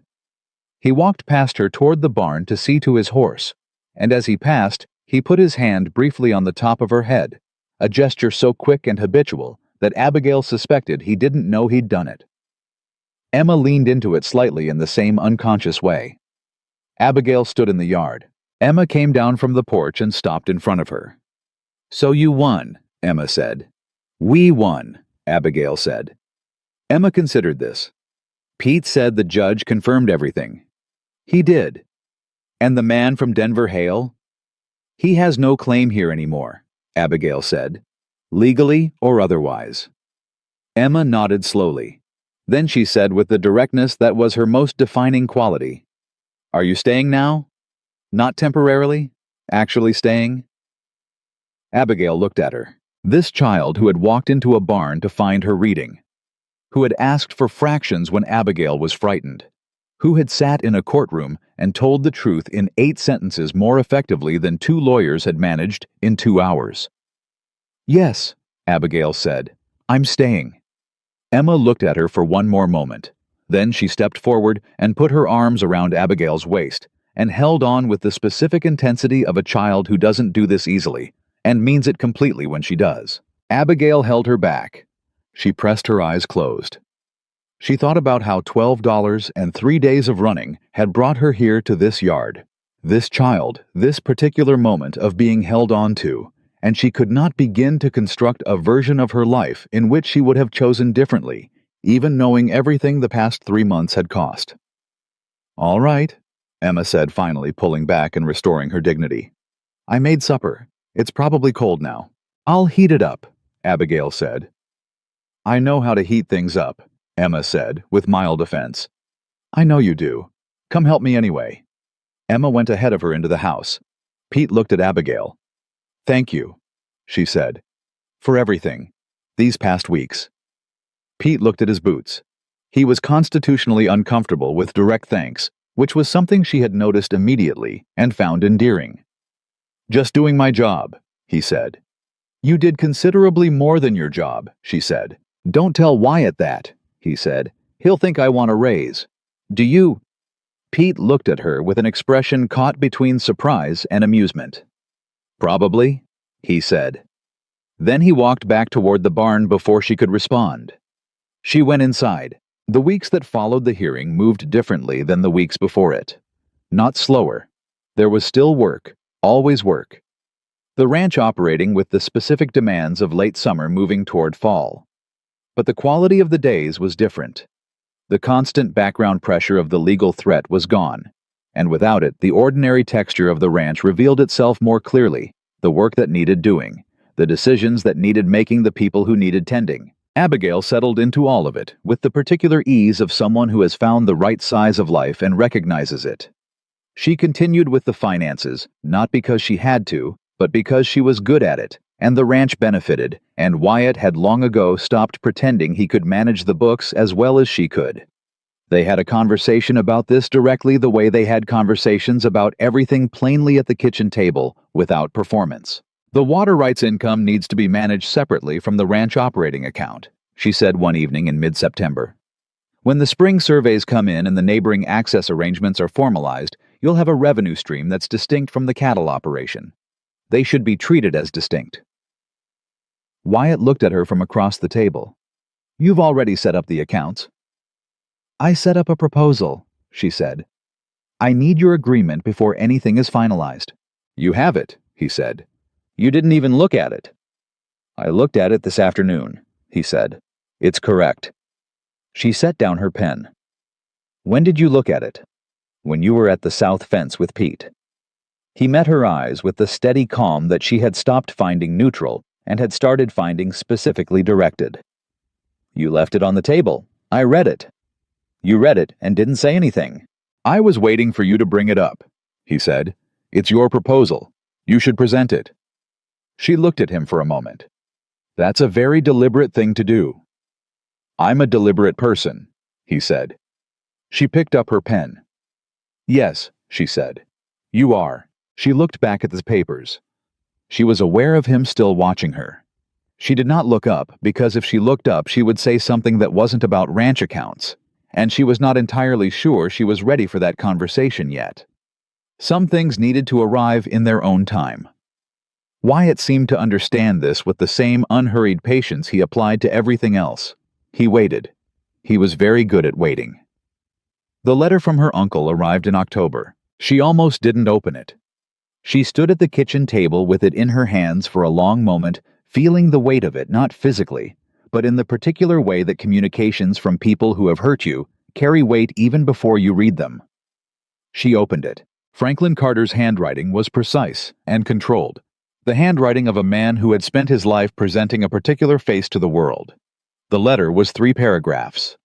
The first expressed regret for the arrangement he had made with Vincent Hale, framed in the careful language of a man who is apologizing for the outcome, rather than the decision. The second explained that Hale had dissolved their business arrangement following the hearing, and that Carter himself was now facing scrutiny from the territorial court regarding the official misconduct evidence Reeves had forwarded. The third paragraph said simply that he hoped she was well, and that if she was willing, he would like to write to her again. She read it twice, then she set it down. Wyatt came in from outside while she was still standing at the table. He looked at the letter. He looked at her. "My uncle," she said. He waited. "He's apologizing," she said, "in the way that people apologize when the thing they did has stopped being advantageous." "Is it real?" She thought about it honestly. "I don't know," she said. "He was not an unkind man growing up. He was a man who made a calculation about what I was worth relative to what Hale was offering, and the calculation came out wrong." She paused. "That's not the same as cruel. It's just a failure of something I don't have a clean word for." "Basic decency," Wyatt said. "Maybe," she said. "What do you want to do?" She looked at the letter. "I want to write back," she said. "Not to forgive him, not yet, but to say that I received it, that I'm well, that further communication can happen through Reeves for the time being." She looked up. "Is that too cold?" "No," he said. "That's exactly right." She nodded. She reached for paper. She had written 3 lines when Emma came in from school, dropped her bag with the energy of someone who had been containing news for 3 hours and had reached her limit, and said, I got first in arithmetic. Abigail set down her pen. Wyatt looked up from the corner where he had been reading. Emma held up the paper. First place. Written in red ink at the top underlined. You did? Abigail said. By 4 points. Emma said with considerable satisfaction. Over the same student, I was 3 points behind in the spring. 7-point swing, Abigail said. That's significant. I know, Emma said. Can we celebrate? What kind of celebrating did you have in mind? Wyatt said.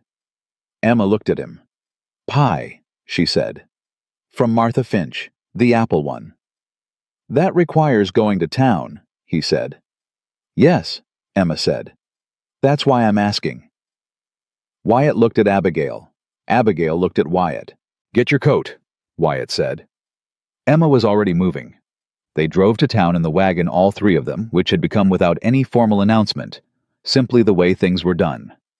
Martha Finch served them pie at the kitchen table and congratulated Emma on the arithmetic result, and looked at Wyatt and Abigail with the warm, unsurprised expression of someone who had married them under rushed circumstances and always believed in the outcome anyway. Harold said the courthouse was full, Martha said. It was, Abigail said. He said you were steady as anything on that stand. I had good preparation, she said. You had good material, Martha said, and looked at Wyatt, and Wyatt looked at his pie. On the way home, Emma fell asleep against Abigail's shoulder in the wagon, which had also become simply the way things were. Wyatt drove, and Abigail sat with Emma's weight against her arm and the October night coming in cold and clear across the territory. Wyatt, she said quietly. I want to talk about the water rights arrangement, she said. The formal one, when the access agreements are signed with the neighboring ranches. All right. I want them structured as a shared resource, she said. Not exclusively Dawson Ranch income, an access arrangement that the county can build on over time. Bellamy's operation, the Hendricks family north of us, 2 or 3 others. She paused. My father filed those rights so that something lasting could be built. I want that to actually happen. Wyatt was quiet for a moment. That's not the most financially efficient structure for us, he said. I know, she said. It's the right structure. He considered. Reeves will need to draw it up carefully. Access arrangements without exclusivity have to be explicit about maintenance obligations and use limits otherwise. I've already drafted the framework, she said. It's on the table at home, under the accounts proposal. He looked at her sideways in the dark. You've been busy, he said. I think about things, she said for what was probably the 4th time in their acquaintance, and he made a sound that was not quite a laugh, but was somewhere very close to it. Emma shifted against her shoulder without waking. They drove the rest of the way home in that full, comfortable quiet, and when they arrived, Wyatt carried Emma inside without waking her, and Abigail turned down the bed, and they moved around each other in the narrow hallway, the way people move when they know exactly where the other person is, without having to look, with the ease of long familiarity that they had somehow built in 3 months without noticing it accumulate. Wyatt came back out to the kitchen while she was making coffee. He sat down at the table. He picked up the water rights framework she had drafted and read it in silence. She let him. She brought 2 cups to the table and sat across from him and waited. He turned the last page. He set it down. This is good, he said. I know, she said. He looked up. She met his eyes. Something had been building in the room for months, in every evening at this table. Every conversation conducted in the plain, direct way they both preferred, every decision made together, that neither of them had formally agreed to make together, but both of them had. It had the quality of something that had been true for a long time, and was only now being said out loud. I need to tell you something, Wyatt said. All right, she said. The night you agreed to marry me, he said. In the street. You asked me why I would do that for a stranger. He looked at the table, then back at her. I told you about Emma. About not wanting her to watch someone dragged through town. He paused. That was true. It wasn't the whole truth. She waited. I'd heard about you before you arrived, he said. Word travels. I knew the situation. I went to town that evening because... He stopped, restarted. I went because I couldn't sit here knowing what was happening and do nothing about it. That's what I told myself. He held her eyes. But there's a difference between going to town to help in some general way and walking up to a woman you've known for 4 minutes and offering to marry her. That second thing required something I don't usually do. What's that? She said. Deciding, he said. Before I had information, before I could be sure. He paused. I decided something about you in about 30 seconds on that street. I've never done that before in my life, and I've never regretted it. The kitchen was very quiet. She looked at him across the table. This man who had given her his name before he knew her name, who had gone to Denver to fight for her property, who read her proposals in the afternoon, and waited for her to present them because they were hers to present, who put a blanket over her shoulders in a courtroom and carried a child down a hallway without waking her. Wyatt, she said. I know it's complicated still, he said. The formal arrangements, what we are on paper versus what we actually... Wyatt? She said again. He stopped. I came here with $12, she said. I was going to be gone in a week. I had no intention of caring about anything in Dry Creek, Wyoming, because caring about things when you're running is a liability. She set down her cup. I care about everything here. I care about the South Fence, and the account books, and August Bellamy's cattle, and Pete's opinion of me and Emma's arithmetic. She held his eyes. And I care about you in a way that stopped being complicated approximately 6 weeks ago. I just needed everything else to be settled first before I said it out loud. He was looking at her with that open, unguarded expression she had seen only in pieces until the courthouse steps. Why did you need everything settled first? He said. Because I wanted you to know that when I said it, it had nothing to do with legal strategy, she said, or property rights, or anything except what it actually is. Which is, she looked at him. The truest thing in this room, she said. He reached across the table. He put his hand over hers. Neither of them said anything for a while. Outside, the Wyoming night was doing what Wyoming nights do in October, coming in cold and clear and vast, indifferent to the small, warm lights of ranch houses and the small, important conversations happening inside them. The stars were the kind that only appear when the air is clean and cold, and there are no other lights to compete with them. Eventually, Emma appeared in the doorway in her nightgown, having woken up, and found herself in bed without remembering how she got there, looking at the two of them at the kitchen table with an expression of complete and satisfied confirmation.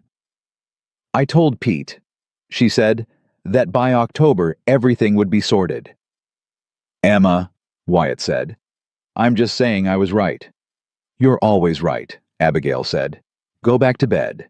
Emma looked at their hands on the table. She looked at Wyatt's face. She looked at Abigail's. Good, she said. Just that. Then she went back down the hall. They heard her door close. Wyatt looked at Abigail. Abigail looked at Wyatt.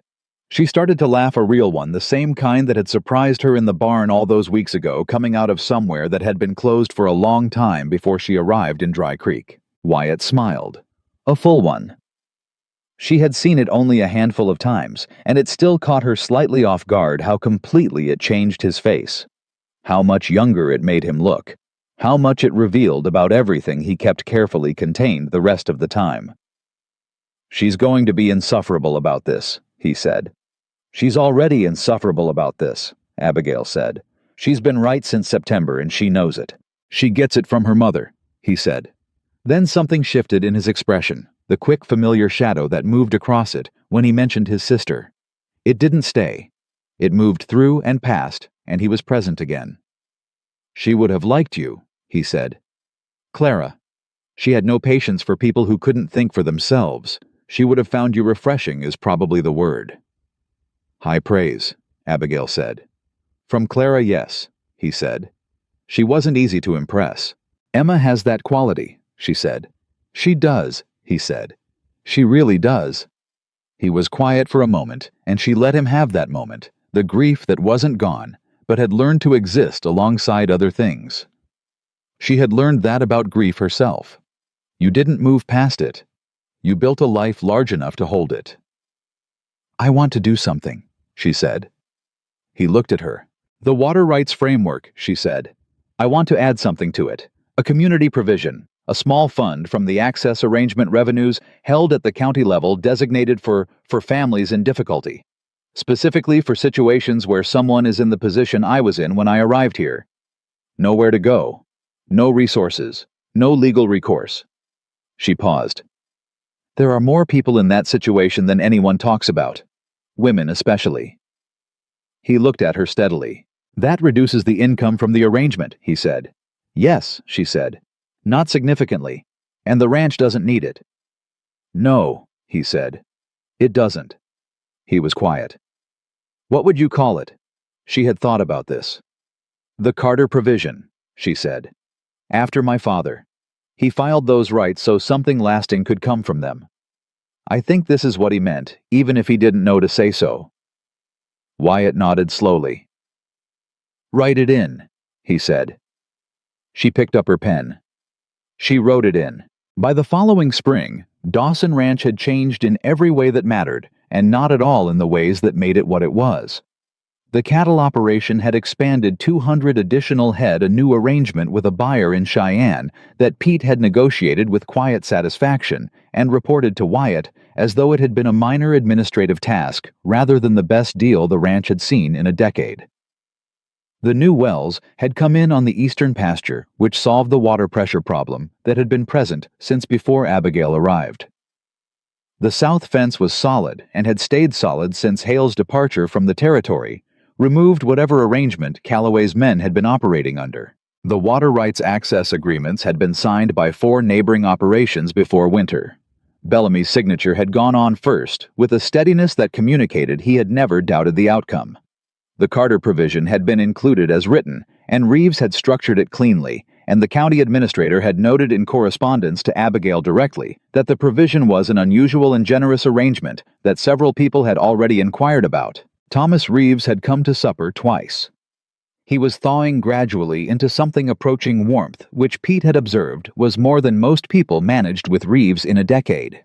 Emma had finished the school year first in all subjects. She had told this to Abigail with deliberate casualness that fooled neither of them. Franklin Carter had written twice more. Abigail had written back both times. The letters were careful and brief, and said almost nothing personal, which was probably the only kind of correspondence that was appropriate for now. She had not forgiven him. She had not closed the door. She had decided that was enough for the present. On an evening in early summer, Wyatt and Abigail sat together on the porch in the last hour before dark, the hills to the west holding the last of the light in the way they did this time of year, slowly, as if reluctant. Pete had gone home. Emma was inside with her book. The ranch was breathing its evening breath, settling into quiet the way it always did. Tell me something, Wyatt said. She looked at him. What? The night in the street, he said. When I made the proposal. What were you actually thinking, not what you decided? What you were actually thinking. She considered this honestly. I was thinking that you were either genuinely decent or an extraordinarily convincing fraud, she said. And that I had about 40 seconds to decide which. And I looked at your hands, she said, the way you were holding the reins, the way you moved the horse when you caught me. You were paying more attention to not frightening the horse than to anything else, even with bounty hunters 30 feet away.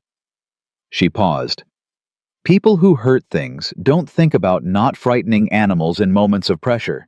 It's not a conscious decision. It's character. She looked at him. That's what I was thinking. He was quiet for a moment. You decided in 40 seconds based on how I held a horse, he said. I decided in 40 seconds based on who you actually were, she said. The horse was just the evidence. He looked out at the hills, then back at her. I decided in 30 seconds, he said. What was your evidence? The way you looked at me, he said. You were terrified, and you were still looking at me like you were taking my measure. You weren't asking to be saved. You were assessing whether I was worth the risk. He paused. I'd never seen that before. Not like that. I thought there's someone who's going to be all right no matter what. I just wondered if I could be part of what all right looked like for her. She looked at him for a long moment. And, she said. And here we are, he said. She reached over and put her hand in his. He closed his fingers around it. They sat like that while the light finished doing what it was doing with the hills and the first stars came out over Wyoming and the ranch went fully quiet around them. Here we are. 3 months ago, she had been running with $12 and no name she dared use and no future she could see past the next road. She had run straight into a man who held a horse gently in a moment of crisis and offered her his name before she offered him anything at all. She had taken it. She had not known she was taking everything that came with it. The ledgers, the fence line, the child in the barn, the kitchen table at midnight, the lawyer in Cheyenne, the courthouse steps, the hand that was now closed around hers like something that had been there long enough to know exactly how to hold. She had not known. She knew now. Some people spend their whole lives searching for the place where they are fully exactly, without remainder themselves. Some people never find it.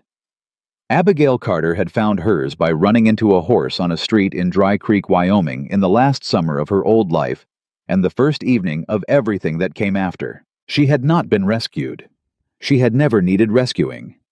She had needed someone to stand beside her long enough for her to remember what she was capable of and then to stay freely after the remembering was done. That was what Wyatt Dawson had given her. Not safety, not security, not even love first, though love had come steadily the way he did everything without drama, without conditions, in the same unhurried way he moved through every room he entered. He had given her the chance to choose, and she had chosen, every single day, in $12 decisions and 4-page documents and courthouse steps and kitchen tables and one clear winter morning when she added a provision to a legal document in her father's name and felt something finally fully close. The cowboy who had offered a stranger a single night had not known what he was offering. Neither had she. They had found out together. That was the only way such things are ever truly found. And the life they built from that 40-second decision on a dusty Wyoming street turned out to be the most permanent thing either of them had ever made, more permanent than land, more lasting than legal documents, more solid than any fence line Pete had ever repaired. It turned out to be exactly enough. And then, quietly over time, more than enough. And then, without either of them quite noticing, the moment it happened, everything.